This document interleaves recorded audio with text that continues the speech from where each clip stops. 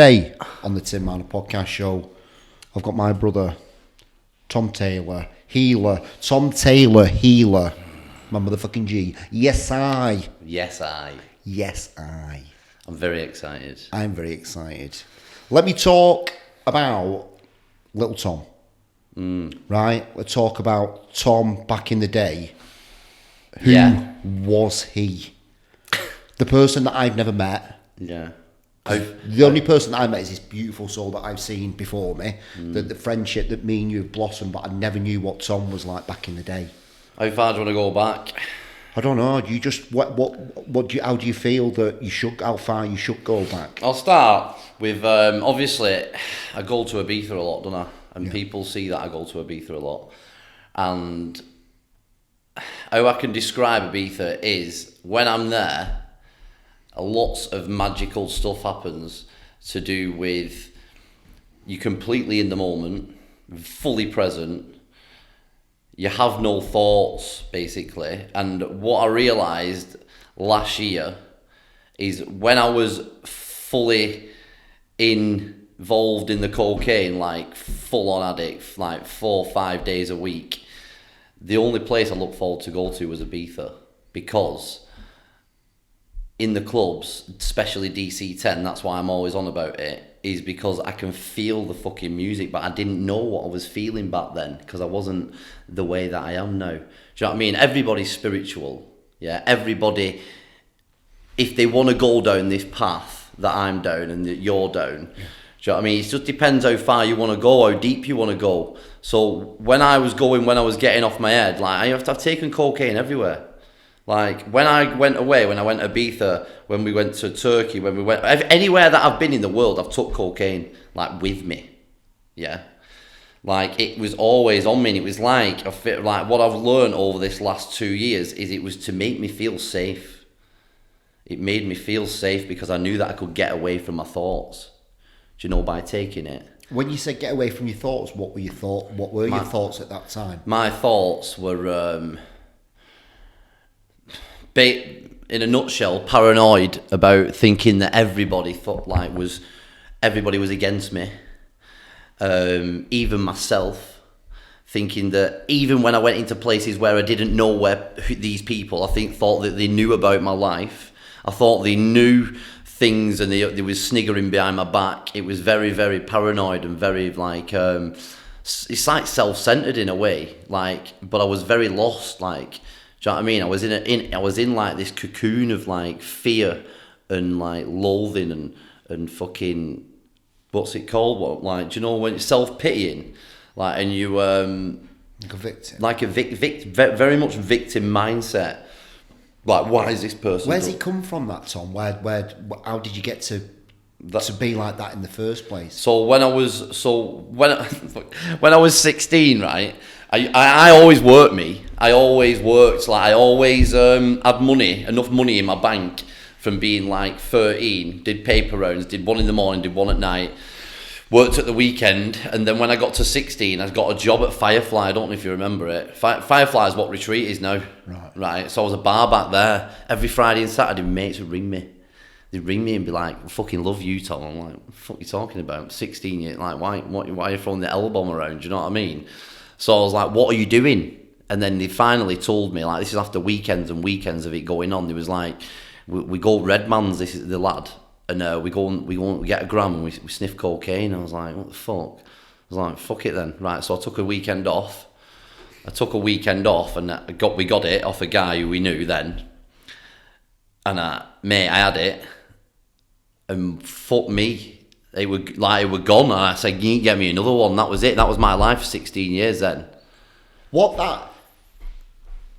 Because cocaine is almost, when I think about it, is almost like the mirror of Tom. Back then, maybe. The way the energy and the what's in that, you know, did you have this like connection with cocaine that it made you feel how you wanted to feel, because you're always... Well, yeah, recently. So basically, how it made me feel was that... So I was very ill at school, yeah. Was very ill, like... And until this year, when I've done some very deep work, the connection between why I wanted cocaine, why I needed cocaine, and why I took it and it was because this illness that I had Crohn's disease, yeah, and I got it when I was 13, and I missed a year of school. I missed year 10 of school, so I didn't do any SATs. I didn't do any fucking... What the Crohn's, it makes you really lethargic, you can't move. But it takes so much energy up that you just feel like... You basically, like, you just feel so depressed and like you've got nothing to give. Like, you're straining on the toilet, nothing's coming out.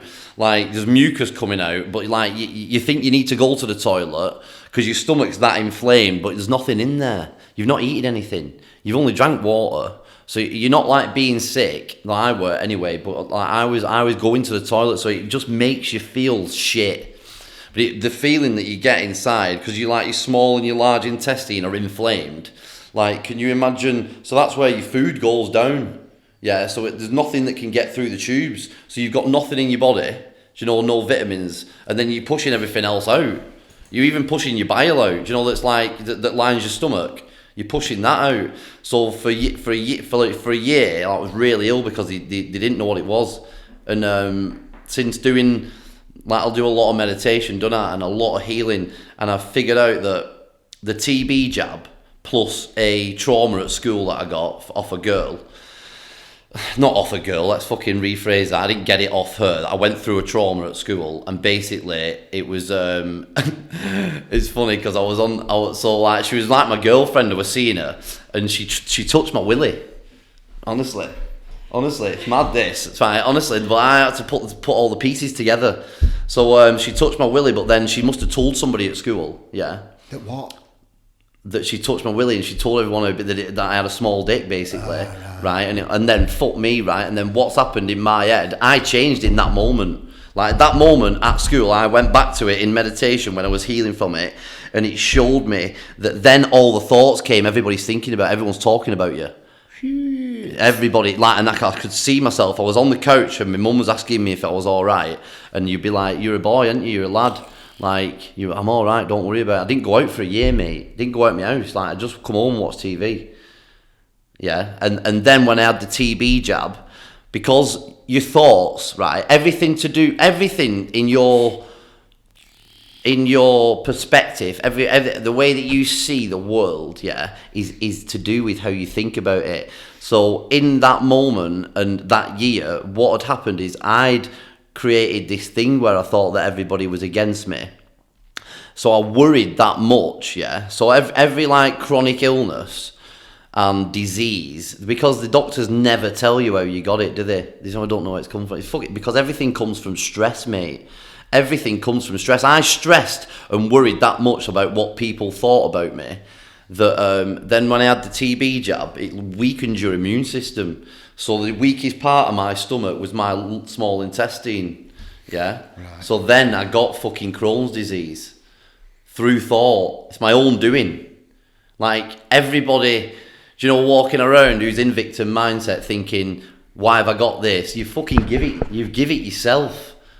Like, and we have to understand, we have to take accountability and responsibility for our actions. Like, yeah, we didn't mean it. Like, I didn't mean to get that. But what I've learned now is that no, if I had not gone through that, then I wouldn't be here now. I wouldn't be the person I am now, because I wouldn't have realised that that's what gives me that. Do you know what I mean? That them thoughts, yeah, and the way that it all manifested, I wouldn't have been able to, like, articulate it and then bring it back and speak to you and tell you how it works. Do you know what I mean? So I'm very grateful, even though I was very fucking ill.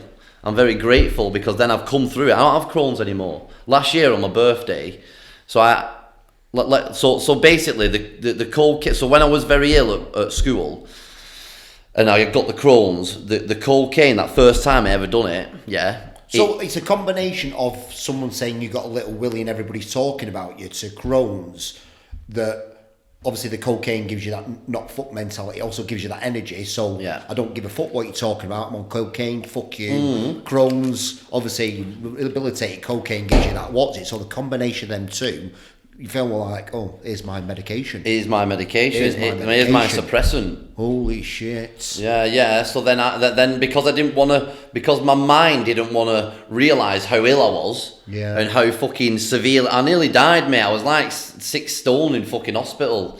I remember like being sick once. Like I was sick, like on these ensures. Like I was on a liquid diet, and I remember going toilet, being sick, but like shitting at the same time, and like texting my mum saying I don't want to be here anymore. Fucking 16 years old, like 14 years old or whatever I were. Do you know what I mean? So it's like proper grim. And then because I never wanted to feel that again, I didn't want to see it. Yeah. Cocaine, man. Cocaine was there, and then it gives me that fucking arm back. Yeah. So then, mate, out of 16 years, I could probably count on my hands how many times I stayed in a weekend. I probably stayed in 5 times in 16 weekends. So what is it, 52 weeks in a year?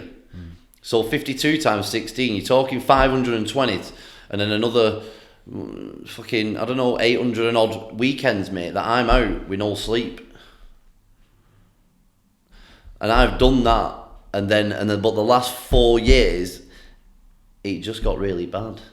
It got really dark.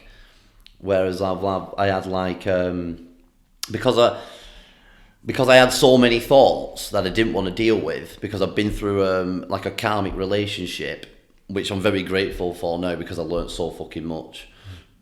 These last 3 years have been like the best time of my life. But it's not just that I'm alive. It's more like I can fucking I feel like I love everything, man. I love everything. Like I love every single day. I love waking up in the morning. I mean, I love Mondays. Fucking people hate Monday. I love every day, mate. Monday's the best day of the week. New beginnings. But that's every single day. And like when we're going back to like the last 4 years of my life, like I ended up, when something good would happen, I would sniff cocaine. Yeah, I had a good job as well. I worked at BT. Mate, I was running like 16 lads with no sleep. I would turning up work on a Monday, no sleep, still off my head, and getting a job done because the fucking job was easy. Yeah, and I was like, this isn't fucking normal. Do you know what I mean? So then, anyway, What was the point? What was that point where you just fucking enough's enough, like? So like at one time, like it's easy to get off working at BT. You could fucking just get off easy. And one day I just thought, I wonder how long I can go for, like sniffing cocaine. Wonder how long. I was on like day 3 and this thought came. I did like 5 days, just me on my own in my house, paranoid out my head. Like I'd have a line, like I'd sniff a line, and then I'd be like, you'd be paranoid for about an hour, but then because it was the only thing that I had, I'd just do another one, and then I'd go paranoid running around my house again. Just you and your paranoia. Just me and my paranoia, sweating, thinking people. It's almost become a friend. It's that. Yeah, it's like fucking hell. It's the only feeling that I can feel. Yeah. Because I couldn't cry. Like 4 years ago, mate, I couldn't cry. I couldn't fucking all the stuff that you see on my Instagram. I couldn't do any of that because I'd locked it all away. Literally locked it away. And one day I did this 5 days, and I found out something within this 5 days that a girl that I'd seen had been like cheating behind my back, but my mates were all involved in it and stuff like that. They knew. And they all knew this. So we're going back to little Tom, little Willie. Yeah, everyone's talking about it. But then we're going back to that. Yeah. But it on a bigger, because it's like betrayal, innit? Amplified. Yeah, it's amplified. It's like, fucking hell, what's going on? Why the fuck? Who are these fucking people that I'm around? Who are these people that are saying that they're my mates? Do you know what I mean? Who the fuck are they? Fucking all like, and then I remember screaming in my head, like, I think I did. I don't know if it was out loud. I was like, I don't want to fucking do this anymore. And I remember, mate, like, even though I weren't that spiritual, then my fucking grandma put me to sleep on the spot. Like, my grandma's like, she's passed over, but I knew that it was my grandma, and she put me to sleep, and I slept. And when I wake up, how did she put you to sleep? She just fucking knew that I needed to go sleep, mate. She just knew, like, do you know what I mean? She was with me. Obviously, they were all with me in my house. Do you know, without me being aware of it then? No, I am. Now I know where they are. My Uncle Bert's here, my dragons are here. They're all, do you know what I mean? They're all protecting me. I'm protected, yeah, energetically. Because that is the way, like, so I know that I'm protected just through, like, by the work that I've done on myself and in the spiritual realm. And the way I understand things is everything's energy. And I also had massive attachments inside of my body through all of the do you know all the drugs and all the paranoia and all the like narcissistic people that had been around, and that had attached inside my body. So basically, people want to call them like the low vibrational energies. People might call them entities. So I had these, and what they do is they feed off your thoughts, right? So for like 10, 15 years without knowing, that's what's been going on. So that's why I felt confused all the time and not being able to, make a decision and being like, do you know when you second guess yourself? Yeah. But I was doing it constantly, mate, in my head all the time. Like, it's very fucking like, it's very mentally like draining. Up until this year when I met a beautiful woman and we worked together. Because before that, actually, I had to do... This year? She's here, yeah. No, this year, was it? This year, yeah. So last year, I did try and no, it was this year in February, I tried to do my best to do it myself, to like release the energy myself. But because when you're growing and like you're learning about energies in the spiritual world, like you're not confident in the fucking, like, is it real? Are you fucking joking? You know what I mean? Like, but it is, mate. It's fucking real.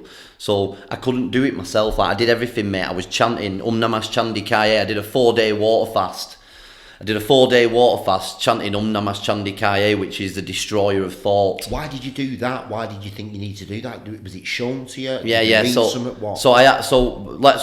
Just before I did this, I went and seen a lady, and she did a hypnosis, like subconscious healing on me, like with me, and the vision that I got, it didn't make sense. Like she said, it doesn't make sense to who you are, and I was like, it didn't feel like me.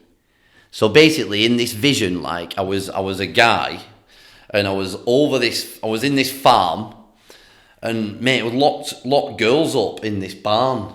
There was locked girls in this barn. I was like, what the fuck's going on here? I'm in this fucking vision. It's very uncomfortable.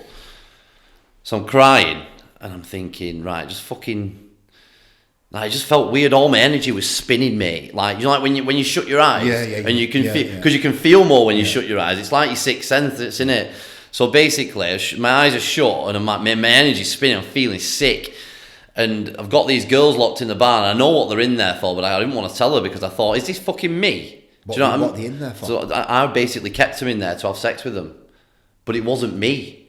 So basically, then I went, so the barn was locked, then she goes, go back to your house. So I went back to my house, and what I'd had to do is breathe in, so breathe all this fucking, like these lies in, and then he had to go in sit with his wife, having his fucking dinner.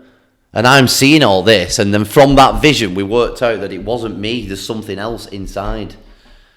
Because that doesn't add up to who I am. Do you know what I mean? Because I'm a very loving, kind, caring person. You've got an attachment inside you. Yeah. An entity, a demon. It's a low vibrational energy. They feed off fear, and they feed off confusion. Fuck me, it's a dark one, that, mate. Yeah, I know, man. I know, and that's only like, and I'd done all this work, and I come, like, obviously when I realised, I'm crying my eyes out, because I thought, fucking hell, look at what I've done with this attachment. And then it was like the only. That's why I went off radar for a bit as well, because I had to fucking. Some people might know what it feels like, but it feels like you're going crazy, mate. Like constantly every day. Some days are better than others, but if you're not grounded, that's why I say, in the morning when I'm going outside grounding every fucking morning, it means it. Like, people say that we're a spiritual being having a human experience. Yeah, we are. Like, and then you can go off and fucking gallivant. But the fucking thing is, like, we're here to have this experience. So it's all right, like going away from it, in meditation. I just want to be away with the fairies. I don't like being around people. Do you know all this? Yeah, well, you're fucking running away. You're running away from what's here. Like, ground your energy, be balanced, know that you're protected. They should be the first things, do you know, if you're a spiritual teacher, that you should be doing.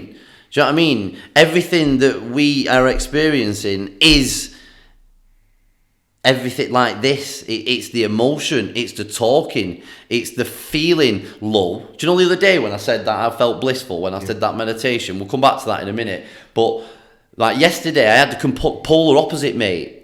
I got home from work and I was sad.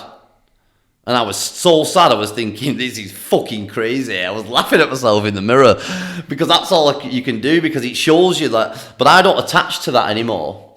Do you know, whereas people think, well, fucking hell, I felt so good yesterday, but now I feel like this. But that's what we're here for, mate. When these emotions, like, if you got anger, yeah, and you got jealousy, and you got, like, crying, laughter, joyful, you know, all of them, but what, they're all in the same fucking category, aren't they? They're all emotions. So why is everybody like...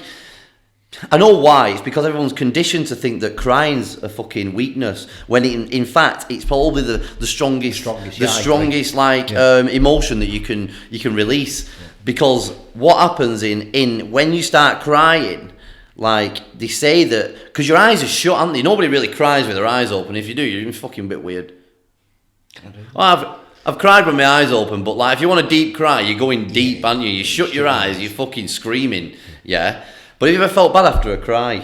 No, because what they say is you leave, a part of you is dying in that moment, and it leaves. Do you know what I mean? Or the other way that it is so you can release trauma. Yeah, there's releasing trauma, crying, and you know, like screaming and stuff like that, and just like understanding where it's coming from. But then that's the trauma side. But there's also putting pieces of your soul back together, which is soul retrieval. It's like the Akashic Records work. So sometimes when you think you're releasing trauma, you're not. You're putting pieces of your soul back together. That, like, yes, that's what that is in the back of my head. Retrieving your soul. You're retrieving your soul. Love some of that. Yeah. So it's like say you've had a deep trauma. Yeah. It might not even be in this life. I'll give you an example, right? So mine, what was women. So mine was not. I wasn't trusting of women like fully. Yeah, and that means like I'm really rooted now and grounded in my divine masculine. Yeah. Does that come from that girl touching, then going telling everybody, or does it go deeper? No, it's than deeper than that. Well, deeper than that. Right. This is like that was the iceberg. That's the tip of the iceberg. Right. Yeah, but all them scenarios, like the girl at school, the girl that the karmic relationship, this was all to help me understand that I needed to go further back. Right. Yeah. So basically, the part that was tight here was like for me to let that the trust of the divine feminine to come through to me, and like help me understand and trust it more and let it have an input. Because what I've been doing is I've been instead of letting it come through me and be a part of me, I'd been casting it away, saying like, I love you. Do you know what I mean? I love you. That doesn't fucking work. Do you know when you want to go deeper, you can't just cast I love yous about. You've got to sit with it. You've got to feel into it. Yeah. You've got to like and what happens is your body, because this is the nervous system you're talking about now. So what happens is your body relaxes that much, yeah, your mind switches off and you're fully in what you're doing is you're just talking to that, you know what I mean, because I said so you're just talking to that part of you, and you're like, what's going on? What can I do to help you? Like, I want you to be safe. Like, what's going on? And what came up for me, like I've had a relationship with Paul, mate, where it was fucking crazy. I'll tell you it. You know, I'm not shy away from anything, because I know that it's just we're talking, and I want people to understand that what we go through is to help us. Right. So this relationship I had with Paul, so the last 4 years of my drug addiction, suppressant, do you know what I mean? Suppressing all my feelings, cocaine, infused fucking madness that I was doing for 96 hours. So like. For 96 hours, which is like, what, 3 or 4 days? 3 or 4 days, innit? There's about 100 and odd times where I've just sat and watched porn. Yeah, sniffing cocaine, smoking cigs. Yeah. Not even touching yourself, just watching it. Watching it, touching, but like, more to like try and find things. Like what? So I had this obsessive thought about somebody that I thought, like, do you know what I mean? I was trying to find it.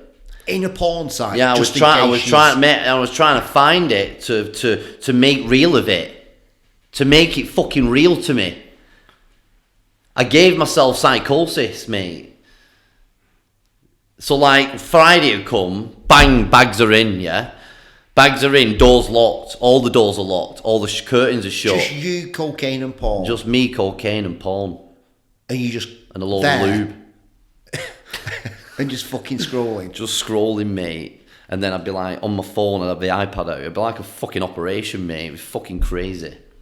Jeez.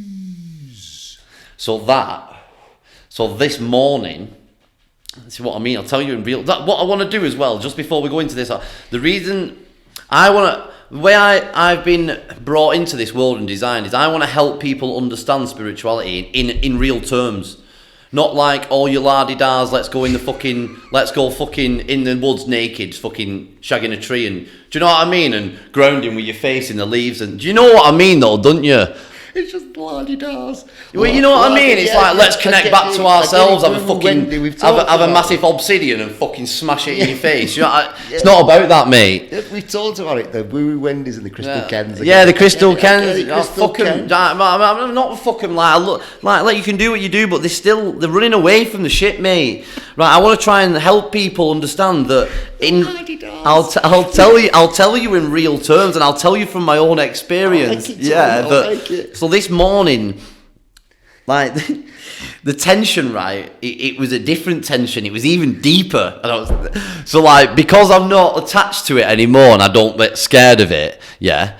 So the other day, it was like I was asking myself, like before I went into meditation, I was like, right, what are we dealing with here? Do you know what I mean? And I have a laugh. I'm always having a laugh. You know that. And my guides, you know what I mean? My grandpa, my Uncle Bert, my grandma, and my dragons, and ayahuasca's still within me because you know what I mean. I sat with ayahuasca, and before I do anything, I'll be asking, well, what are we dealing with here? What's going on? And they'll be like, don't worry about it.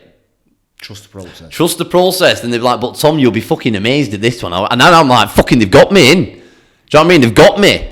But really, that's me inside. Do you know what I mean? I'm talking to myself inside, like, and it's my intuition's strong, right? Really, that's strong that nobody's opinion or judgment or whatever can sway my own knowing. Yeah. So basically, yesterday it was about knowing that it was to trust the divine feminine within me. And letting it come through. But this morning it was about the porn. And I was like, right, fucking why? Why? But like obviously not, you know what I mean, really delicate, like why? Come on, let's go. That's the thing that you taught me to do, mate, is be kind to myself. You know, when I'm asking myself the questions, because I can ask myself questions that are a bit too hard and I'm like that. So you just saying that why? Just that soft. Why? That being kind to yourself has really, really stuck with me. It's the way you do it, isn't it? Yeah. It's like the tone of voice, the way you deliver it to yourself. It's like this now. Yeah. It's like if I was to go and say, why the fuck have you done that? Yeah. It's different. Yeah. You're going in with anger and you're going in with like, you don't really want to fucking know why he's done that. Yeah. You know what I mean? Not really. But it's like, why? What's up? You know what I mean? What is up? And then it starts to unravel. Yeah. That's when they talk about the onions and the layers of the onions unraveling. That's what's fucking happening, mate. And it's like, and I can feel it, and then my eyes drop deeper, and then I can feel my nervous system is completely fucking calm, and I'm just like, why? What's up? And then what was going on? It was like, because what happened in a past life was, this is mad, mate, but this is what happened. So my mum owned a brothel, and I was brought up in a brothel, yeah. And basically fell in love with this woman with red hair, Lorella, or whatever she's called. Yeah, I think she's called Lorella. We got names and everything. And she hurt me that much, do you know, because basically she said she loved me, and like when I got older, and also when I was younger, we was having sex and that, which I've got as traumatic. Do you know what I mean? So this is a past life. This is a past life, having an older woman tell you that she loves you, but then not stopping what she's doing as a prostitute, yeah, and then doing a job, but then coming back telling that she loves you, and then it's like, well, why won't you stop? And she's like, well, it's my job, but it fucking is traumatic. Do you know what I mean? And what this was saying, it was like, we need to release the fear of that happening again. Yeah? So we need to start trusting more. So that's why the situations in this life, i.e. the Willie at school, the karmic relationship here, all to send me back to that one, what was deeply traumatic, that was tucked it, mate, it's right at the top of my head. You know what I mean? It's like, you know, the nervous system, like your nerves are like on top here, yeah. But like you know, when you're at your elbow, like your funny bone, and it's like, oh, but your nerves are like deep, like they go deep. It's what your blueprint is like. It's your nervous system, and if you're always all over the place, you know, busy doing shit, your nervous system's never regulated. So when we go in and we go this deep and we start to understand, so this morning I've give it some space, and I'll give it a tremendous amount of love. And you just asked that question. And I asked the question, you know, the only question we need is why? Why? Why? Not like why are you doing that? It's like, why, what's up? Why, what's going on? Do you know what I mean? What can I do to help? Just give me, and then mate, it's fucking magic, because I wasn't, like, with me as well, there's only one woman that I know that does this. I love meditating with techno, house music, minimal techno, like I fucking love it. So this morning I had Circo Loco on, which is like DC10, major league DJs. Yeah. And the vibration, the frequency it's putting out. Yeah, but and also it's uplifting. Where if you do frequencies, I do frequencies as well. You know, like 963 hertz, 936, which is like the God frequency. You've got like 258, which is rejuvenation of cells. Then you've got like the heart frequency, which is like, I think it's 639, something like that. But like, yeah, they're all right. You want to come calm. But if I want to go, you know what I mean? I want to go deep, and I know myself. Yeah. So I've put that on, mate, and it started dancing. It was like, fucking hell, we're fucking aback. And I was like, what? Started crying, mate. And I'm like, oh, this is going on in my head. Obviously, I'm on bed like this. Do you know what I mean? I'm like, oh, this is going on inside. And part of me started dancing. It was like proper like dancing to the beat. And I started dancing. Then we started hugging. And I fucking put my arms out like that. All my sides here cracked. Yeah, released. Because we got there in the end, and then I come here and I did that because I don't bother what people think. Do you know what I mean? But I want to know that, like, if you like to do something, like I love listening to music, yeah, you don't have to just meditate to these chimes. Do you know what I mean? Do what you want to do. Like, try something new. Yeah, you know what I mean? It's like, we're here to be ourselves, like, and everybody's made the same, yeah. We've all got two eyes, you know what I mean? We're very, very grateful, my eyes, you know what I mean? But be grateful that you've got two eyes, because some people don't. 2 eyes, ears, we're all made the same. But we're all uniquely different, yeah. We're all here for a purpose. Everybody serves a purpose, yeah. My purpose that I've recently found out is I've been given healing hands, so I can pull trauma out of the body with my hands. And I've been doing it. When did you know that? When did you know you could do that? So when I know I was gonna like jab him. There you go. Done it. I think it was hitting the telly, wasn't it? When I went to Bali. I've not told anyone this actually. When I went to Bali in April. Yeah.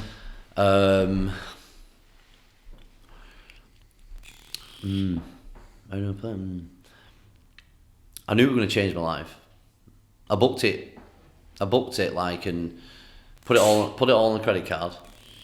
Like, this was another learning curve as well. This is me growing as well. I just paid off all my credit cards, and I said to my friend, I said, I'm not spending any money on these credit cards again. That was still a fear. I still had a fear. So then 2 weeks later, I went and booked Bali, $3,500. Yeah. But that was also to get over the fear of the way I looked at money, yeah. And growing up, my mum's amazing. You know what I mean? You met my mum. Yeah. I love my mum to bits. Like she brought us up. We didn't want for anything. Do you know what I mean?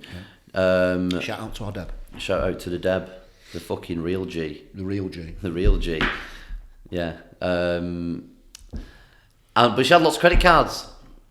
And I was in the house, do you know what I mean? I was a little boy, and I'm picking up all these, like, then, knowing now what I know, all these low vibrational worry.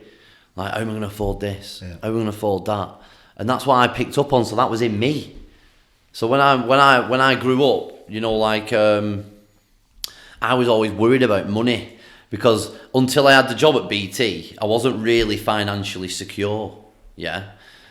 And I was always like, I had this panic, like, am I going to have enough money? But like, I used to sniff loads of cocaine. But like, I used to do other things to fucking pay for that. Do you know what I mean? You know what I mean? I've had a fucking, I've done everything. I've done everything in life. Do you know what I mean? And I always got by. Do you know what I mean? And that's how it worked for me. But to get over the fear of like money and not having enough money, and then realizing it's just energy and it's like self-worth. So you put a price out there, yeah.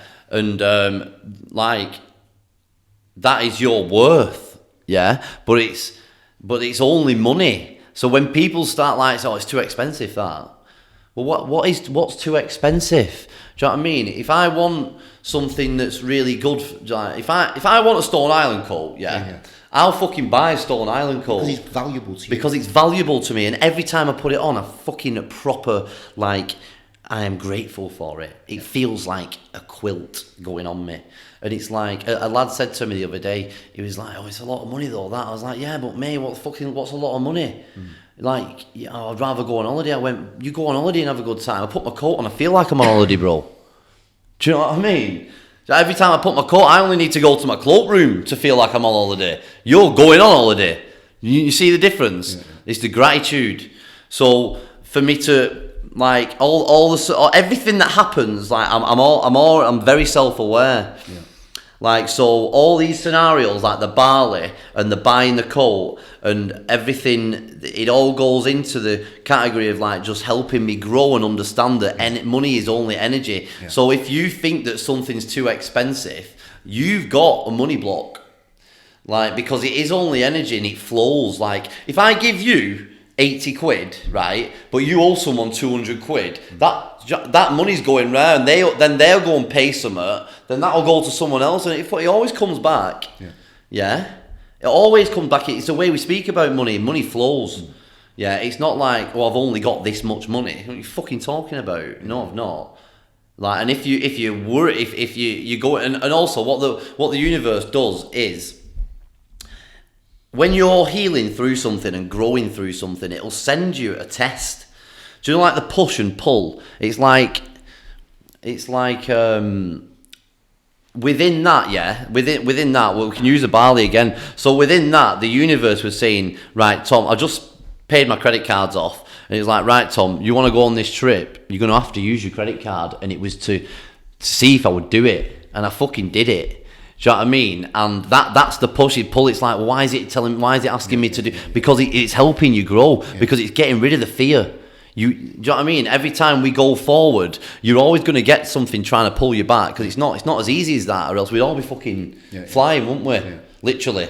So like when I went to Bali, I set off. I had nowhere to stay. Didn't book anywhere. Put some random fucking place in on my visa. Took like £600 English, because the day before my rupees got sent and didn't fucking get, I weren't in, so I couldn't sign for them. So I basically, mate, I've got 3,200 quid, like, but only half of it I could use, because the rupee are at the fucking post office waiting for me. It's no good there, is it? So anyway, I got there. As soon as I thought, like, this is a fully trust in the universe. This is what I did as well. I fully trusted in the universe. This was like the pinnacle of like the trust. So I got there, and I went. I need some money. I need a taxi. I changed 300 quid. I remember this like yesterday. I got 5.2 million. I was like, what the fuck? I'm a millionaire, so be careful what you ask for. You need to be a millionaire in English pounds if you want to be a millionaire. Do you know what I mean? I was a fucking millionaire in Balinese. It didn't mean anything, but it did in their money. Do you know what I mean? I was giving it out and whatever. But so I got there, and I needed a taxi driver. The first guy, he's like fucking waving his arms about and that. And right, so I'm sorted. He was like, where are we going? I was like, I don't know. So I've just got a SIM card as well, because it's 25 quid for like a million minutes. And like, do you know, data, from the airport in Bali, because that's what they do. They give you a SIM card, take your phone out, you know what I mean? Do it for you.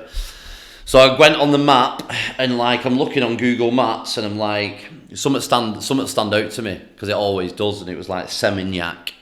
Yeah, Seminyak's on like the southeast, southwest coast, yeah. And I was like, I want to go here. And then he was like, right, I don't speak that good English, I'll go and pick my brother up. I was like, right, fucking hell, alright. So I had to trust that he weren't just picking some guy up to fucking rob me.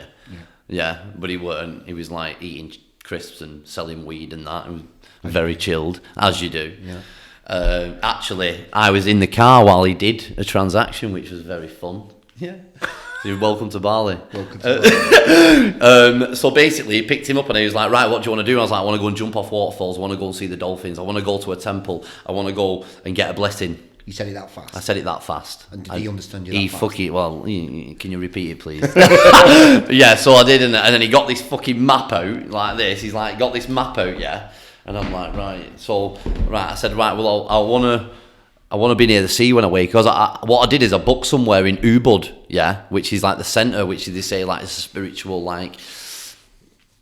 Mecca. I didn't feel that, though. Right. But that might be because of the things I was feeling at the time. We'll get back to that. But basically, I was like, right, so I cancelled that. I said, I need to go here, Seminyak. And I picked this hotel out, and he went to the wrong one. There were two with the same name. I said, mate, I'm not getting out here. You can drive, like, do you know what I mean? I'll pay you, whatever. Because I think, mate, it cost me 25 quid. I was in the taxi for 2 hours. Crazy, that, isn't it? Crazy. And so basically, he dropped me there. And then I went straight in the sea. I remember, because I took my phone and videoed it, and the wave came in, and my phone was piss wet through, and I didn't have a case on it. So like for the next day, I couldn't use my phone, which helped me settle down really, because I didn't, do you know what I mean, going on my phone, checking shit and that. So I spent 3 nights there, and then I grounded. Then I started smoking again. Because everyone smokes there, but everyone's dead happy. So I was like, I want a bit of that. Do you know what I mean? Everyone was just fucking chilling. Do you know what I mean? Because when everyone smokes here, it's like they look stressed, don't they? Like, do you know what I mean? I love a smoke, mate. Yeah, fucking, but it is. Yeah, I mean, I love a smoke, but like, do you know what I see? Everyone's smoking. They don't like look at. If you want to like see a Balinese guy smoke, he's fucking like chilled to the bone. Do you know what I mean? They cost about £1.75 for 20. It's like just fucking. I sent some lad to the shop. Sent this little Balinese guy to the shop. Said get whatever you want. Just got off like fucking. Come back with about fucking 36 and a pouch. So what is this for you then? This trip, Tom, almost like a bit of a pilgrimage or something. This trip. What was this trip? So this was a dream. So since I was been 18. Like, I've always wanted to go to Bali. Never even looked at it. Just knew that I wanted to go to Bali. And everyone who I used to hang about with, they always say, "You're fucking mad, you, Tom. You got all these mad ideas." Yeah. I'm fucking mad. Yeah, I'm mad. Do you know what I mean? But like, what is mad? Am I normal? Because I know that other people, when they go home and they do... Do you know, like when people go home and they do the mad shit in their own company, it's just that I do it in front of people because that's the way we should be. Yeah. Do you know what I mean? Because we're all different. There's no judgment. Do you know what I mean? I'd be weird, but that's who I am. Yeah. And I've had to do a lot of healing to get here. Yeah. Do you know what I mean? So this is what I want to do. This is what I want to be. I don't want to be living in regret. Like, oh, I didn't do this. But like, I didn't come in a tutu today because of my mind said, what will people think? You knew I'd appreciate it. Well, I knew that you'd laugh your head off. Yeah, that's what it's all about. That's what it's all about. I knew that you'd laugh, and I thought, I'm fucking doing that. Yeah. Do you know what I mean? Because I like, it makes me laugh. I was buzzing coming in. Do you know what I mean? Knowing that I'm going to do it. Got a video like me setting it up at home. Yeah. Honestly, real and that. Like you do, but like, so it was a dream, mate, and I knew that I had to go, and I was on the phone to my mate when I was booking it. I'm fucking not even booking like random airlines, you know, like that it's cheaper, because it was like full whack Qatar Airlines, extra leg room, 1,700 quid, sound, best decision I ever made. That's who I'll fly with all the time. They sort your transfers out, mate. They come and get you and run you to the fucking, do you know, like to your next plane. And then I thought, right, what I need to do now is have a look how far the next place is that I want to go to. This is fucking crazy. So I looked on the map, and the place what I decided I want to go to is Ulan Danu Temple. So I got hold of some people, like, you know, in Bali, because you're always dropping on, like, I know that I'm always going to be where I'm meant to be, so I'm dropping on these people. I'm like, right, I got on the back of this fucking moped with this guy. He must have been going about 900 miles an hour, mate, and I was fucking shitting myself, but I was laughing my head off thinking, well, if I die, I die. It'd be in Bali, innit? Fucking, I was like, I needed to get a charger for my phone because it weren't working, mine had got wet and all that shit. Anyway, I went and I just dropped it in. I said, have you got any fucking like, obviously, I'm asking a guy who's just been driving about fucking 900 mile an hour to, like, in between cars, in between people, overtaking taxis, fucking everything. And I asked him, I said, I need a scooter, mate. And he's like, what? I rent scooters out. I was like, right, sound, fucking hell. So I said, I'll come and see you tomorrow. So I got a scooter, mate, for a £5 a day. So I paid 25 quid. No, 30,000 rupiah. No, was it? No, 300,000 rupiah. I can't remember, mate. I know there was like 25 quid for 6 days. Right, it was 25 That's quid. All I need to know. That's all I need to know. 25 quid for 6 days, mate, and I fucking got this, my little Scoopalicious, yeah? And I set off, and I was fucking buzzing, like, on my backpack on and that, heavy as fuck. Trying to shove everything in the seat and that. And got some earphones from this shop. And I just set off into the jungle, like, because that's where you're going. I was going in the jungle, didn't realise this. I was just going, do you know what I mean? So I just stopped off at this beautiful, like, it was like a woodwork shop that had, like, carvings of, like, do you know, like, when you get, say you get your window like that and it's got a frame around it, and, like, flowers coming off it. They carved it all out, though. So I have a few stops and that. Eating food with the locals, chicken satays and rice and that, but, like, they're all like looking over, buzzing, because, like, you're white. Do you know what I mean? You're just a fucking random guy on his own. Yeah, definitely a random yeah, guy. I know. But I'd be like, oh, how are you doing? Double Like, random. how are you fucking doing? Like, it were all on my phone. I had like, mate, I had like 500 people watching my stories, because all I would do is, like, I'd be on the phone like that, and then I'd just flick it on the person. But they loved it as well. Like, we're getting people asking me, can I have pictures with you in that? And I was fucking buzzing. Do you know, they're buzzing, and it was all mint, mate. So I went into the jungle. It starts pissing it down. So, like, the roads are, like, they're severely fucking insane, yeah? Proper good place for me. And then as soon as I got up this hill, it just started pissing it down. And I didn't have a Mac or anything. I was just laughing my head off on this scooter, thinking, this is fucking crazy. And the drive was 1 hour and 35 minutes. Because the roads aren't like these. It's all, like, windy roads. Like, you're in the middle of the jungle, basically. It's, like, in the jungle everywhere. And there's, do you know what I mean? People fly about. And the roads are about that wide, but I got there in the end. I got where I was going to go, piss wet through, fucking late at night, and I got this little shack. I got this wooden shack. Fuck me, mate. I got bit to fuck that night. Yeah, it was a nice place. Like, I remember getting out in the morning and all I could hear was crickets and, you know, the sunrise. But like, I slept about 2 hours. Yeah, it was grim. And this place is the place that you found out that you were going to be a healer? No. You could do healing? No, so after I went to the temple, then I went to Aling waterfalls, and then jumped off some waterfalls, lost my phone in the water. We can save that one for another time. Yeah. Got it back though.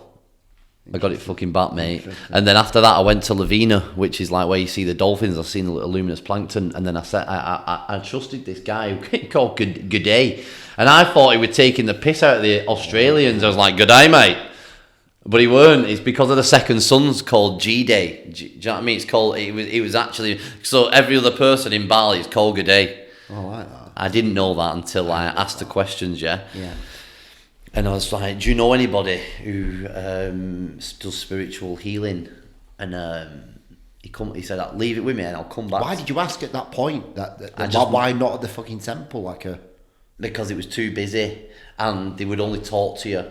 I needed somebody. I was meditating a lot, you see.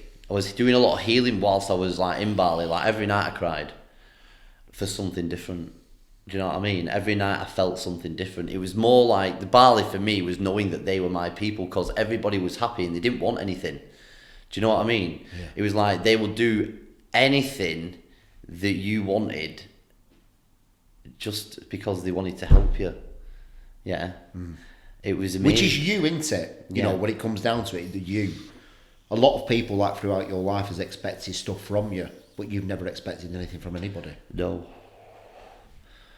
So you've like found like you've tried your people when you've been over there. Maybe that's why you've had that calling for such a long time. Yeah, that's what it felt like, mate. It felt like I was home.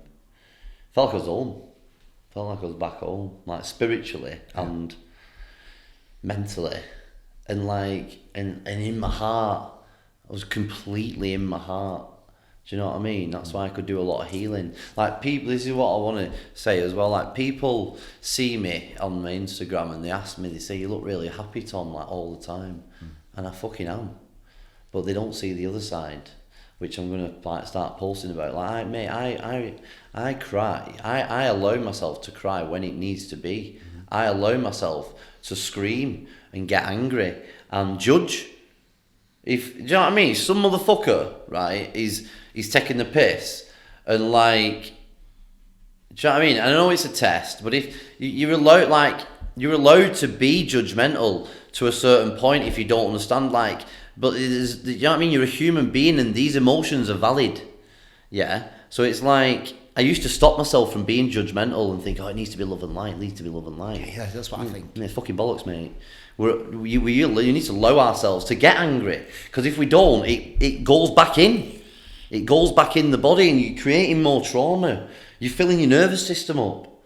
So if some fucking guy or somebody or something happens, I'll be like, what the fuck are you doing? Like, why? Why do you not fucking listen? Mainly it's people that I've got rid of. Do you know what I mean? And I've outgrown. And it's like, I don't need them. And then as soon as I see it now, or I know that it's coming, I just don't fucking go there. Yeah. Like, I know energetically now. It's like meeting girls and that. Like, I used to like, this is a big test for me. Like, with the, do you know where I'm at the minute? Yeah. And it's like, girls speak to me, and I speak to them, and then I'm thinking, I can see where they are before I meet them. So my decision's already made. I don't need to meet them because I don't want to fucking meet them. Yeah. Because I can see traits that I don't want to be with. Yeah. Yeah. Yeah. And that's the way it is. But that only comes with practice, mate. And people are like, yeah, I go to the gym. Yeah, fucking. So how do you,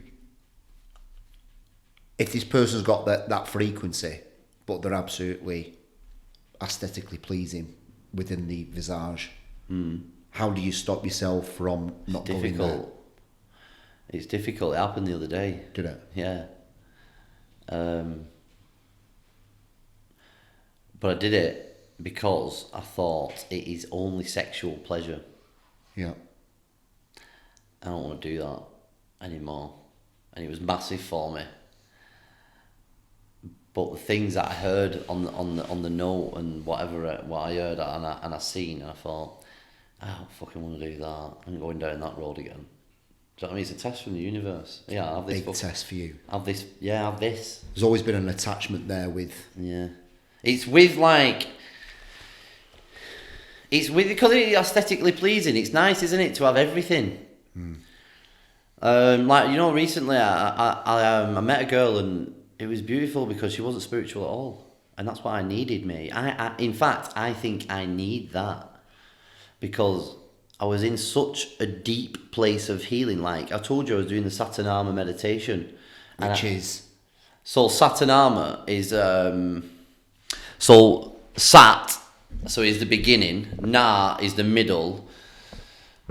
Na, Ma, Sat, Ta. So Sat is the beginning, Ta is the middle, Na is the end, and then Ma, Saturnama is the rebirth.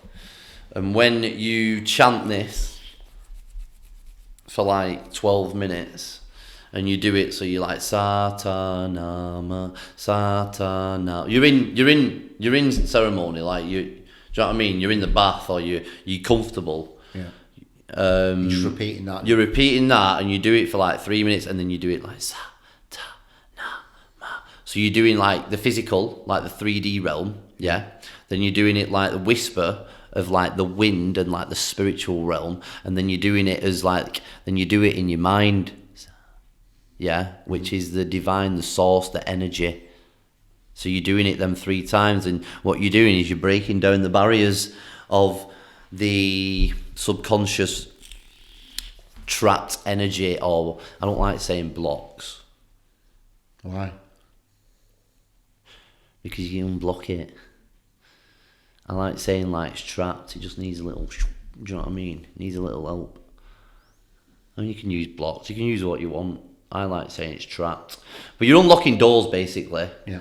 And I was unlocking a lot of doors because I was doing it every day. I did it every day for 25 days. It was fucking deep. Why don't you just say it's locked instead of blocked or trapped? It's locked. It's locked away, yeah. You do whatever the fuck you want, so. I know, I will do. Alright, fine. Same with you. I appreciate it. So basically, like doing that, and then she came along, and it wasn't anything that she particularly did. It was just how she was. Yeah, it was like. Did she ground you? It was more like just the kindness and the loving. Like, how are you? Actually interested in what I was doing, because I don't shy away from telling people what I do. Yeah. On a certain level. Yeah. Because some people can't handle the conversations because they think you're shit like crazy. Yeah. But even if they did, it doesn't really matter. But like it was more the trying to understand it all. Trying to understand it all just for understanding's sake. Do you know what I mean? To understand who I am, what I'm doing. And it was funny because one day what she said, she was like, I was sending her some posts and that, and she was like, is there like a full community of people that do this stuff? And I was like, you fucking laughing my head off. I was like, yeah, is there? But like that's how honest she was as well. Do you know what I mean? Honesty, kindness, and love. Yeah. And it was beautiful. It's like all naivety about it. That there's no toxic anything can have happened to her. Just a beautiful naivety, innocence. Yeah, and just like full on, like just herself. Yeah. Mm.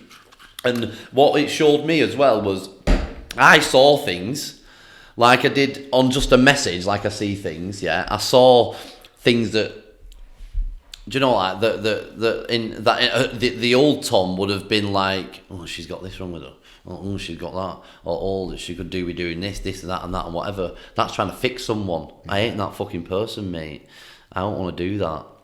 I ain't here to fix people.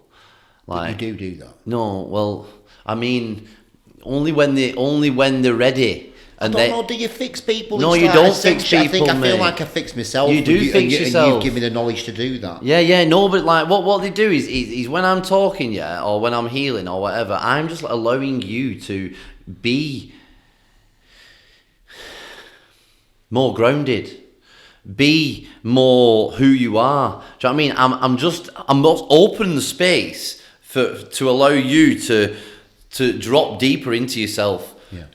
And not have this facade of like fucking egotistical, like facade. But it's not even your fault. Do you know what I mean? The way that it is because you've had so many issues, traumatic experiences, or like things have happened to you that are not very nice. Yeah. The environment. But the environment, yeah. And what happens is then it puts this facade on you. Yeah. Then you've got to be this facade. But you don't know you're doing it. Yeah. Some people don't know they're doing it, mate. That's why, like, when you walk around and you know narcissistic people, it's not their fault. Like, because everybody's the same, you know, everyone's born and we're all innocent, yeah? We're all innocent babies, aren't we? And there's not like, you have a smile and you're like fucking buzzing because the baby's just smiled at you, do you know what I mean? There's nothing better than that. When Arabella, my niece, smiles at me, I'm like, fucking, I want to take you home. But, so we're all born the same, but it's your environment and then what you choose to do at a certain point, because you can take no more of the trauma or, you know, of the thoughts. So you either choose to still be a good person and have no boundaries. Yeah, you lower your boundaries and you go more into being empathic. Yeah, but you're empathic with low boundaries. Yeah, that's not good. It's not good. Or you turn into a narcissist and a manipulative person because instead of doing the good things, yeah. Instead of being that good person you know you are inside, you've decided to bat on the other side. Because if they've done that to me, I'll do it to them, but worse. That's a choice they make subconsciously, sometimes consciously. If you're doing it consciously, then you're not having a good time, really. Let's go back to I feel for you. Oh, the guy, the healing. Yeah, so you asked, look, do you know a spiritual healer? And I got on the back of his Scoopalicious. He had a Scoopalicious as well. So somebody said, "Oh, I know a guy." Yeah, somebody. The guy who I met as soon as I got to my hotel, he was like, "Do you want to come and see the dolphins?" And I was like, "Well, yeah, fucking definitely." Is the plankton and the plankton at the same time. Does it glow up at night? Yeah. So and I was like, right, it was him. So then he got my. I don't know why I give him my number. Fuck knows, mate. But the next day, so that night we went and seen the plankton, and it was dead nice, Just mate. you and him? No, and like these two French people that were really nice. What's their names? Mathilde, and I can't remember his name. But we had a good sing along. We were singing Elvis and all sorts. I'm a dream lover.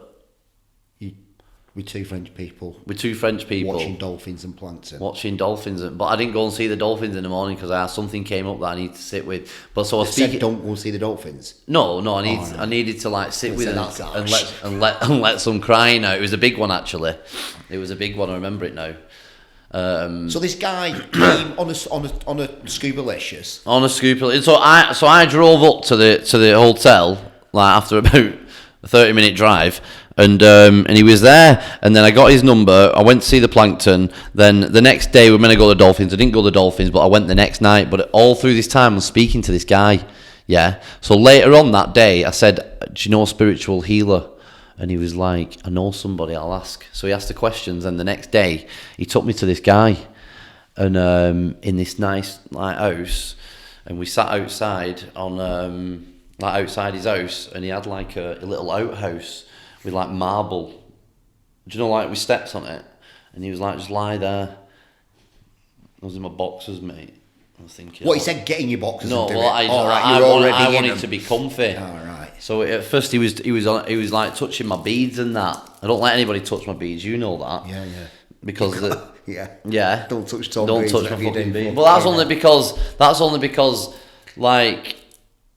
I've put a lot of work into these. I've chanted with these for days on end, over a year. Do you know what I mean? That's what I mean. Gam Ganapati Namaha, Namah Shivaya. It all goes in there with my energy, so it keeps me protected. But I felt like he needed to touch the beads, so I was like, right, okay, yeah, touch the beads, G. And he was like, "These are fucking powerful." He was like, "Do you know how powerful these are?" I was like, "Yeah, I fucking do." No, because I think he thought I was just some fucking Simon, do you know, from do you know what I mean? You okay? Honestly though, mate, I think he just thought I was some silly Simon who thought spirituality and that, but I'm deep, do you know what I mean? I'm deep in it. And then, you're deep in it, alright. Silly Simon. Yeah, you know what I mean? That's a new one. This fucking Simon guy. Anyway, so basically, I was like, "Mate, I'll explain to you what's going on." And he told me, he's looking in my eyes. He's like, I know what to do. So he got his hands and he started pressing me. Oh, this was fucking grim, but very beautiful at the same time. So he started pressing in certain parts. What, pressure points? Pressure points, and just knowing back, because he was meditating as well and I was meditating. He was pressing. I know what he was doing there. He was feeling for the energy, for the trapped energy, for the blocks. Yeah, and he was pressing on me. I was crying my eyes out. It was insane. And then from there. The next time I went to Maha Hills, I went and got in a bath. I had a bath and I started doing it myself, and that was it, mate. So all year I've been working with my hands, releasing the trapped emotion, because when you have a low vibrational energy that's feeding off you inside, what they do is it clogs up, it traps some of your the ways, because what it does is it attaches to the nervous system, because it knows that's what you use to function. I'm going to get you to do some off the podcast on my left hand side. Yeah, something's just said you need to do that on my left hand side. Right, go. Feminine side, and same with me. That's where mine is. So basically, I started pressing, and so at first it was I was pressing hard, mate. I was going in, and then I realised it needed to be more love. So it's the lighter you press, yeah, but the more intention you have to love it and to release the trapped energy and unlock. Do you know what I mean? Unlock that, and then it comes out, mate, and you feel. You takes your breath away because it comes out and it's like, wow, wave of like blissfulness just comes over you, and that's what happened the other night. But that happens because of. And that's when you knew that point that you had. No. So it's been a gradual knowing. So like obviously that was April, and what we in now November. What we in 20 October. Yeah. So I don't know how long many months is that. Don't know.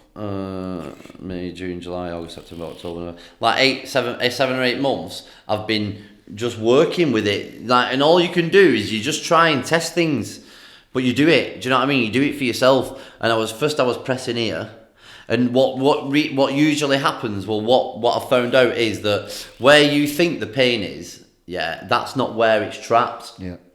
So it'd be like underneath your jaw here is where you hold a lot of anger here. Yeah. Because it's like unspoken words. Do you know, like in the past, like I had a lot of people took the piss. Do you know what I mean? Like, and I never retaliated, and all this were trapped in here. So there's a lot of screaming going on about a month ago. Do you know what I mean? Just letting it all out, and it's all fucking. You know what I mean? It's all free now, and but yeah, so it'd be like pressing here, there. So what I found out as well is that when you get a release and it comes from like your leg, because in the nervous system as well, like your nerves do go down to your feet, but it is easier for it to come up and out because there's more nerves that, do you know what I mean, go down your arms and stuff like that, and there's more here as well inside. So it comes up and it'll go here behind your shoulder blade.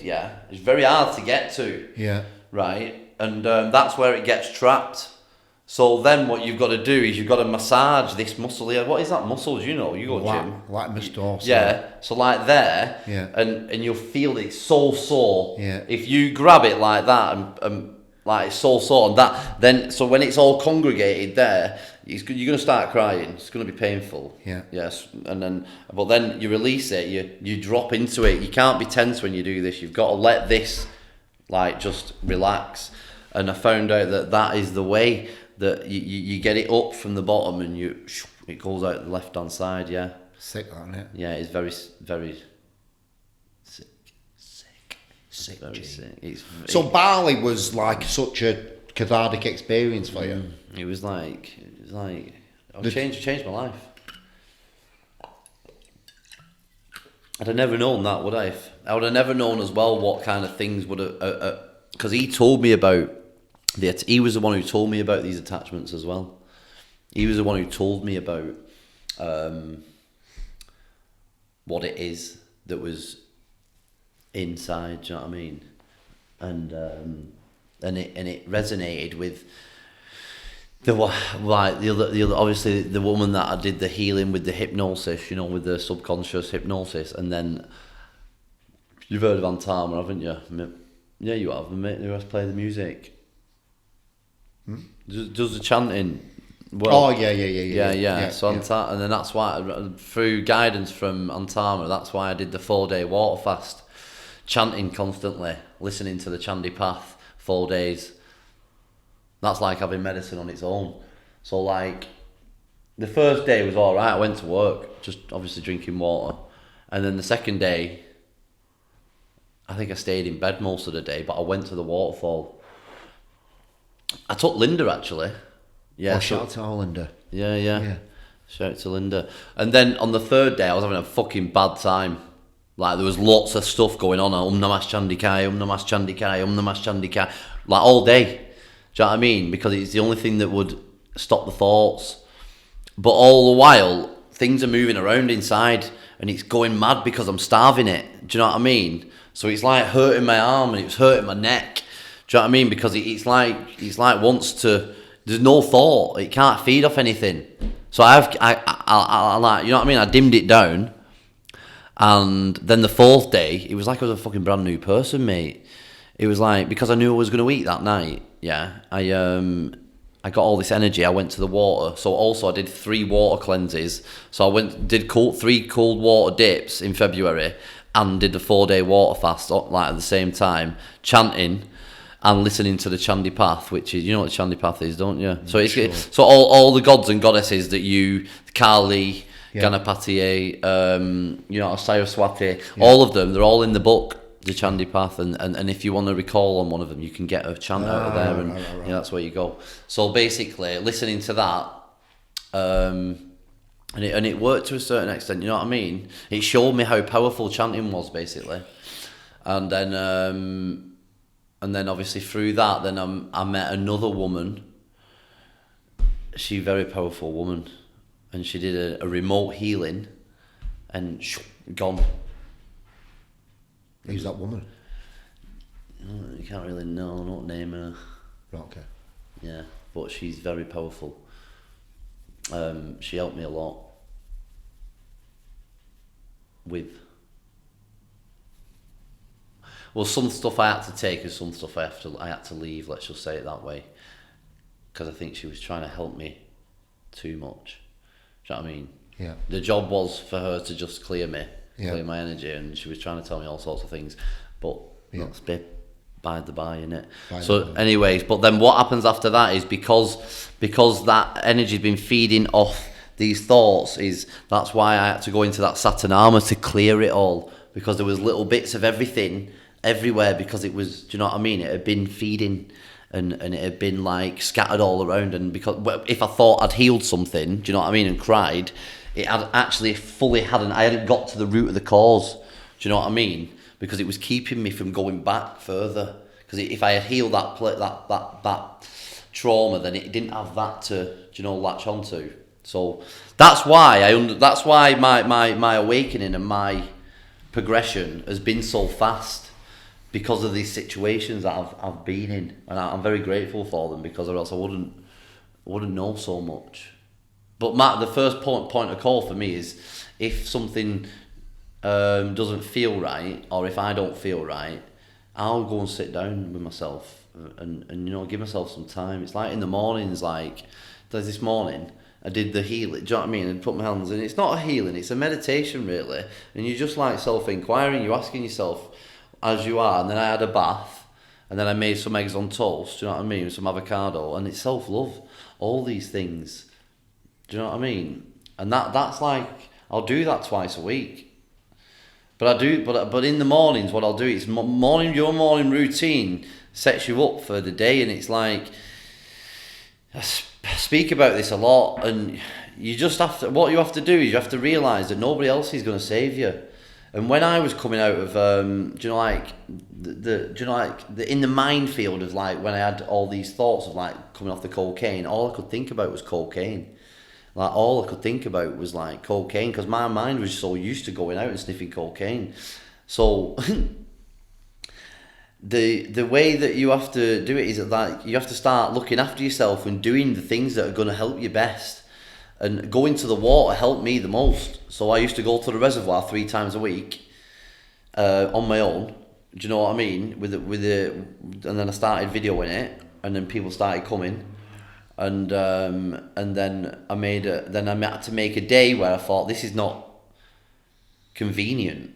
Do you know what I mean? I was going to like London on working, and I'd had to get up at 3 to get to the water, get home from the water at 4 to get picked up at 5.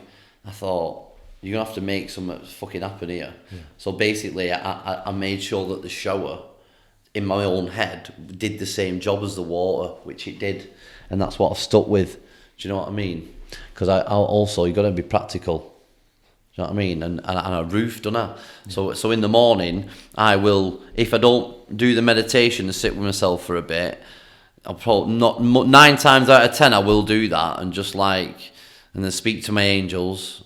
Because people like say, why is the angels not looking after me? Why have I got such bad luck? It's because you're not connecting to them. Like, it's like if your job now, like, you're the branding, if somebody didn't come to you and say, how do I do this, like me, like, they wouldn't know. But the angels don't have a job if you don't ask them to do something. Yeah. Every morning, right, good morning angels, how are we doing? I want you to protect me, I want you to ground me today, remind me to be grounded. They can't ground you for you, you have to be reminded. So it's them little messages, right? Tom, ground, because because I'm getting up here. Do you know what I mean? Bring yourself back down, and then you'll realise that you just go, and you'll just ground, and then it comes as second nature. And then I'll have a cold shower, I'll have a hot shower, then a cold shower, then I'll stretch for 20 minutes. 33 press-ups, precisely. And then I'll make my breakfast, and then I'll go to work, and it's probably about 8, half 8. But I come first before anything. I'll probably get up at about 6. Probably earlier. Depends if there's mad shit going on in my dreams and that. Going astral travelling and all that kind of shenanigans. What is your vision now from, like, what's happening now with Tom Taylor, the healer Tom Taylor? What we doing? That's funny you asked me that, because that is what we're going to talk about after. Right. But I'm ready, mate. Right, sound. I'm ready. Well, I think what we'll do, mate, I think I'm just going to keep having you back on the podcast. You know I love you to bits. You know I love the way you talk and stuff, and you know how much you've helped me. Yeah. I'm just going to keep getting you back on and spreading this wisdom, this knowledge. And people need to hear it, don't they? Yeah, man. But need to hear it not from Crystal Ken or Woo Woo Wendy or Psilocybin Simon. Psilocybin Simon. That is a belter. That is a fucking belter. I love that one. Yeah. No, mate. I'm all for it. Do you know what I mean? And you asked me that question, and I'm ready, mate. It's like I'm looking for a space at the minute. I'm looking for a space to do ceremonies. I'm not going out of my way because the universe will provide. Yeah. I've got roofing work on, but I am ready because I've had so many people asking me, can you do this? Can you do that? I mean, what I've been doing on my Instagram is, obviously people follow me, ask questions, and I'll just tell them, I'll give them what they want. Do you know what I mean? I'll help them because I didn't get here without any help. Like, and I had a bit of a stigma about the word help, yeah, at first, because I was like, nobody really helps anybody. Do you know what I mean? You help yourself. Yeah. Because that's the way I did do it. Yeah. But mate, it's only because I'm different than people, whereas I will voice my thoughts. Yeah. Like, I will ask you, if you're doing something and I don't know what that does or that means, I will say what you're doing there, so I understand it. But some people don't do that. Do you know what I mean? So we do help each other.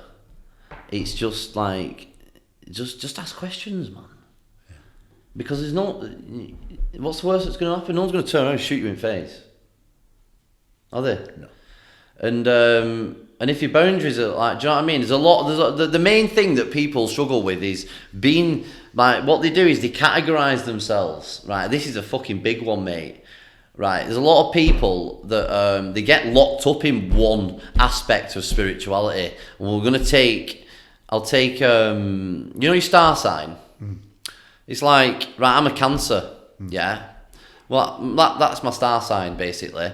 And that means that I'm empathic, yeah? Very kind, very protective, and I'm very loyal, right? But if I live my life as them fucking things, I'd have no fucking boundaries, G.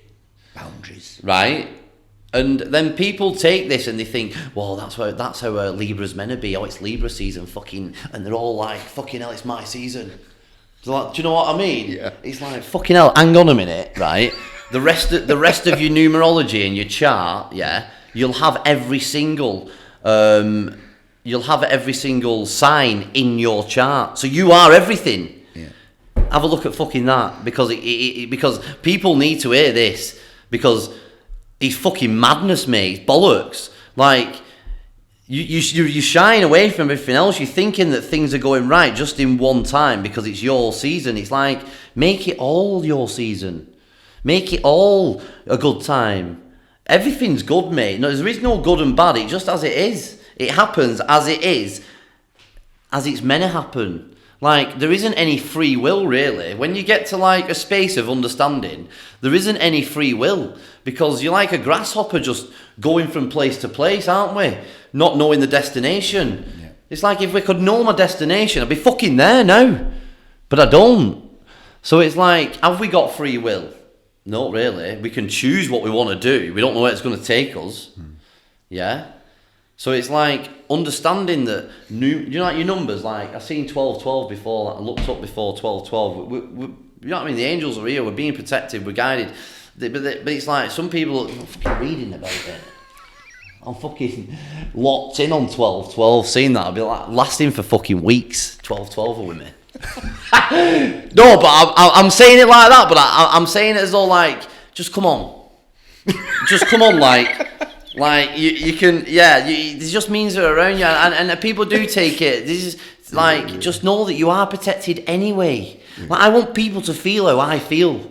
Like, there's nothing more that I want people to be as happy as I am. To have this, you know what I mean, relationships, and laugh and joke and sing and dance and fucking put it all over the phone. Do you know what I mean? And let people, because, like, it's just locked up in the mind, mate. Just let yourself go a little bit. I don't know who fucking Tom Taylor is. Nobody. He's fucking, he just does shit, man. Yeah. He's fucking good time as well. He's a good guy. He's a good guy. He's a good guy. Motherfucker. He's a motherfucker. But, like, yeah, just what I want. There's nothing more that I want than people to feel good and love life. And like we'll go back to, like, obviously, cocaine. Yeah. If I hadn't have sniffed all that cocaine, if I hadn't have done all them things, I wouldn't be here now. Yeah. So it's a fucking blessing, mate. And it's a gift. It's a gift. Like, I had a massive tolerance to cocaine. Yeah. It fucked me up mentally. Yeah. Like, who do you know? Like, my mates used to say, the lads, they are mates. The lads who I used to hang about with, he was like, how do you do it, Tom? I don't fucking know. Like, I used to sniff, like, say, £1,000 worth of cocaine from, like, Friday to Monday. Go and work, mate, on a roof. Go and work on a roof. Going back to one of the main things why I stopped it, yeah, was I was coming off it, and then I decided, go out. Without it? Yeah, without it. But I knew there'd be some there. But it was the World Cup final. Oh. And I knew this lad called Rex, and he was fucking beautiful. I didn't know him that long, mate, but I met him, like, and we spoke, and he was just a solid guy, mate. He was so honest. He's a beautiful soul. He told you how it was. There was no fucking shit with him. Do you know what I mean? And I'd been up for 4 days. I'd watched the fucking final, and I'd stayed awake for 4 days. Went to work. We're drinking gin and tonics in the van, mate. We're drinking gin and tonics. We've turned up, picked Ned up, the lad who I work with, drinking gin and tonics. He was laughing his head off because he knows, like, we were always laughing. Do you know what I mean? I've always been laughing. Yeah. No, I've always, like you asked me before, I've always laughed, mate. I've always had a good time. Like, I've always had fun. I've always seen the fucking good in a situation. Yeah. Yeah. And I'm on the roof, and I was just about to get out of the van, and my mate rung me. He said, have you heard about Rex? I was like, no, what do you mean? Like, what's up? He's like, he died, Dad. And I was like, what the fuck? I've been away for 4 days, mate. That was a fucking big one. That was all since... That was one of the main things, because he had just had a little girl. How did he die? So he went out and didn't sleep for one night, and then that morning he went to sleep, and he didn't wake back up. But I've been awake for 4 days. Message. It was, and I rang my other mate. I said, I feel like I'm taking the piss out of my life. Oof. Yeah, that's what I said to him, to my mate, and he went, don't worry about it. He said, just go home. I went home and got back on it, because I didn't know what to do. Yeah, man. So that was a big one, and then this year I went on holiday, and his girlfriend at the time was on holiday. I don't think she knows this, actually, Kirsty, but that was one of the biggest messages that I got. It was when that happened, because I'd met him, and I knew he had a little girl, and he was mint, and I just thought, what the fuck's going on here? But then there's only you who changes it, isn't there? Yeah, man. There's only you who can change your surroundings. Like, one of the biggest things was getting away from the group of people, because that's all I thought I knew. But since you let people go, the ones who stay anyway. Yeah. You stay around because they want to be around. But the ones who go, They don't fucking need to be here, mate. They don't need to be around you. They're not your people. Not your people. They were my people at a time, do you know what I mean? Don't get me wrong, I've fucking mint times, mate. We've done mad shit. I've done mad shit, mate.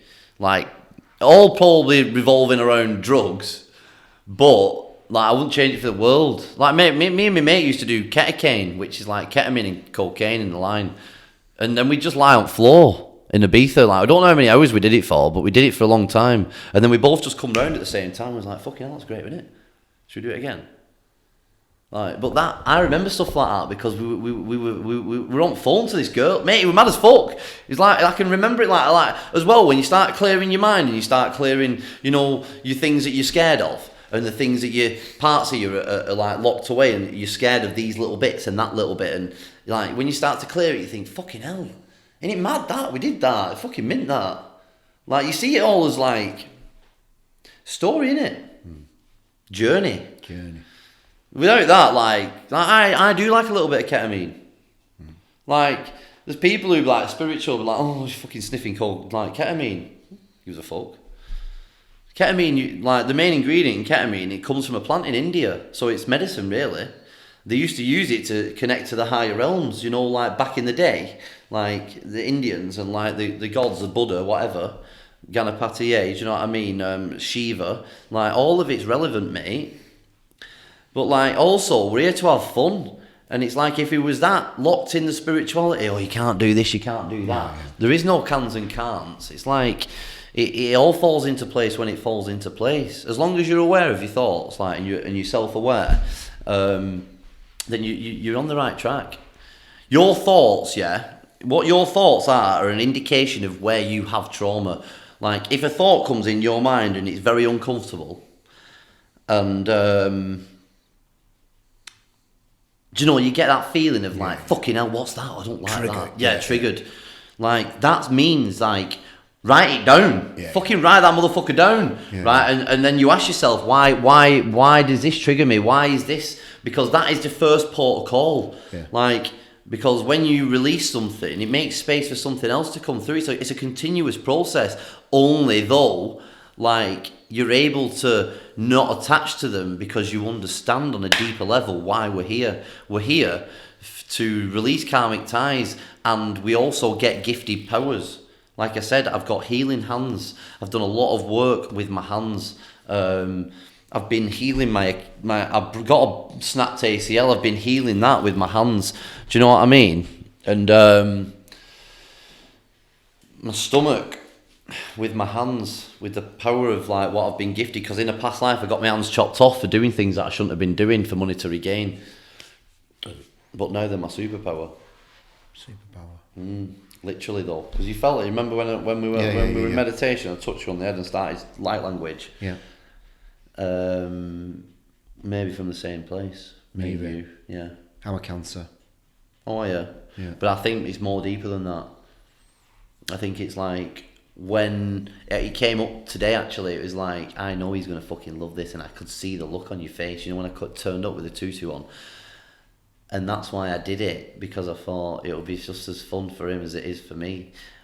And that means that it's a connection. I just love shit like that, Tom. You know, so I love you so much. It's like, you're the example that I want everybody to watch. Not me, you. Because when I see it and you are the way you are, that's what I want. I said it on a podcast the other day about people getting on that dance floor and dancing like they don't give a fuck. Oh, yeah. And that's what you're all about. I want everybody to look at Tom and go, I want to be just like Tom. Yeah. Not just like him, but myself. That. But being you want to be able to not have that worry of self-judgment or other judgments. And and all on the only way to get that way, and people are not going to like this, is fucking meditation, right? Like I said before, you go to the gym, you cycle. Next week you'll be fucking swimming. The week after that you'll be climbing fucking mountains. These are all distractions, right? Do all that stuff, but fucking meditate, because the key to enlightenment is meditation. But what meditation gives you is self-awareness. And then from self-awareness you get to understand who you are deeper, and then it gets all obliterated, and then you start to wonder, what am I here for? That is the main reason. What's your purpose? Yeah, and that is what we really want to be fucking getting to. Your purpose for being here, having a lot of fun whilst doing it. Not going around scared and timid and fucking around, do you know what I mean? Knowing that you're protected, knowing that what you believe in is true. And that's the way I am. And the woman sent me a message the other day saying I brought up a load of stuff for her just by a video that I posted, because my humility and the way that I'm unapologetically me means that she was like triggered as like, why can I not be like that? Yeah. It's because I've worked on this. The reason I do videos, mate, it ain't just for fucking other people. It's because it's come up for me. And sometimes, like talking about ADHD the other day, I know that people don't like that. Yeah. Because I think somebody even commented saying like, I don't agree with you. It's fine, you don't have to agree with me, but that's the way it is. Yeah, it's just that society has been made the way it has to make people scared, worried, guilty. Do you know what I mean? It's like when you see them adverts, give to Africa because this kid's got fucking dry fucking. Do you know what I mean? He's not eating for 6 days or whatever. But that ain't my issue. I know that it sounds mad, but that's not my issue. It's like they're trying to make you feel guilty for that kid. That's where they live. We live here. Do you understand what I mean? Yeah. We live here, so that means that we can only look after ourselves. Like, God has put everything as it is, where it is. Yeah, give what you can. In fact, give as much as you can, because it'll always come back. But don't worry about things that don't fucking matter. Do you know what I mean? If you give £1 million to whatever that trust that is, I bet they'll see fuck all of it. If you're going to give somebody something, go over to the motherfucker and give it them. Do you know what I mean? Go to Africa, give them 500 quid. It'll mean more there than it does here. Because it's all a fucking facade here. It's all bollocks. It's like petrol. They put petrol up and down all the time. Seen the price of petrol? I don't give a fuck, mate. I don't give a fuck, mate, because like it is what it is. If you have to include petrol in your job, say I want a fucking petrol paying for, or include it on the job. Like say you're a joiner or a roofer, include it in your price. If it fucking worries you that much. But do you know what I mean? You've got to understand that these things are all there to make you feel worried, make you feel guilty, make you feel stressed. That's a low vibration. It's your root chakra. Yeah. You're down here. You're not up here. Yeah. You're not even in here. It's all relative, mate. It's like, but the only way you get like this is like seeing, why am I afraid of that? Yeah. Why does that scare me? Why do I not like that person? 9 times out of 10, it's because your ego doesn't like them. Because if you spoke to the motherfucker, you would like them. And that's what I found. Everybody who I used to dislike when I was in my ego, when I used to sniff cocaine, I used to go around saying you're a fucking cunt. Like I used to call everyone. All I used to do was just go around calling people, and you say, "Oh, he's a dick at him. He's a dick at him." But then these people now, I speak to them all the time because it's my ego. Add that barrier up. This person will be good for you. It's like, remember when I met you and I seen your video on Instagram, and I just looked at you. I fucking rang you up. I was like, I need to see you now. I don't know what you do or who you are, but I need to come and speak to you. Yeah, and that's all it is, mate. Because its energy speaks for itself. Yeah. So don't worry, man. Don't worry. But I've been there. Like I want people to understand that I've been so, like as I said, like I've been that paranoid, yeah, in my life where I was sweating, thinking that the police were going to get in my house. I understand what it feels like to be paranoid, yeah, and worried and scared. And no, I'm not.